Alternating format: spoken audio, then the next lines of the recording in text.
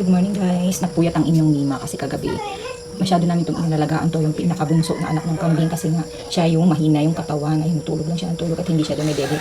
Kaya ginagawa namin ng paraan ng asawa ko, nagkukuha kami ng gatas dun sa nanay, nilalagay namin sa tsupon, tapos pinapadede namin sa kanya. Pero didede lang siya 2 beses lang, tapos may matutulog na naman siya. Sana naman kasurvive. Kawawa naman ako sa araw kasi nga malamig dito, malamig yung paano mainitan yung katawan niya, lalo na kagabi. Kinumutan nga namin ito kagabi kasi iyak nang iyak. Sana nakasurvive. Tumahina kasi yung katawan niya kaysa dun sa isang kambing na malakas na ngayon at nakakalakad siya. Hindi pa siya nakakadahan. Ayun yung mag-ina. Ayun. Magkasama sila doon, nilabas nila. Kagabi nandito yung sila sa namin terrace kasi binantayan namin baka anuhin ng mga aso. Ang dumi-dumi dito, sobrang dumi, tapos ang panghi.